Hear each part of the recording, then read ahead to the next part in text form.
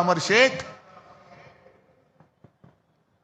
अहो मेवा भाऊ, तुम्ही आम्हाला काय शिकवताय? हे सगळं अदानीकरण चाललेलं आहे. आमची मुंबादेवीच्या नावावरून तिचं नाव आम्ही मुंबई ठेवलं. मला आता भीती वाटते. म्हणजे भीती तर वाटत नाही, कारण तुम्ही एवढे म्हटल्यानंतर त्यांना भीती वाटली पाहिजे की मुंबईचं परत बॉम्बे करण्याचा त्यांच्या मनामध्ये डाव आहे का. आणि तो अण्णामलाई आला, त्याला मला खास धन्यवाद द्यायचे. का धन्यवाद? कारण तो नकळत बोलून गेला. भाजपच्या मनातलं जे काळं आहे तो ते बोलून गेलेला आहे. असंच ज्या वेळेला लोकसभेच्या सुमारास त्यांनी जो नारा दिला होता, अब की बार 400 पार, मी म्हटलं होतं अब की बार तडीपार.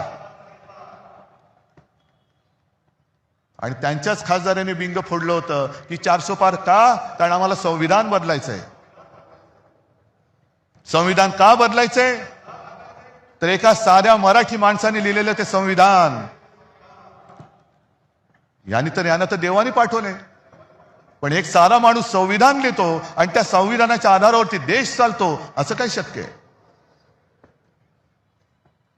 आज ही सगळी परिस्थिती तुम्हाला दाखवल्यानंतर मी जिथे जातोय, ज्या ज्या महापालिका बघतोय, रिपोर्ट घेतोय, सगळीकडे एकच चालत आहे. आपली ही सोन्यासारखी मुंबई, ज्याच्या ठेवी आपण 92,000 कोटीपर्यंत नेल्या होत्या, त्या यांनी 70,000 कोटीपर्यंत तोडलेल्या आहेत. आज आपण हे सगळं प्रदूषण बघतोय. हे नुसतं प्रदूषण नाही, हवेचं प्रदूषण नाही, हे भ्रष्टाचाराचं प्रदूषण आहे. जवळपास 3 लाख कोटींचा घोटाळा या दळबद्री भाजप आणि त्यांच्या या लाचार गद्दार सरकारने करून ठेवलेले, आपल्या डोक्यावरती मारलेले आहे. ही निवडणूक स्पष्ट आहे. आम्हाला महापालिका पाहिजे. का पाहिजे हे आम्ही दोघं सांगतोय. भाजपला का पाहिजे? कारण ती त्यांना अदानीच्या हातात घालायची.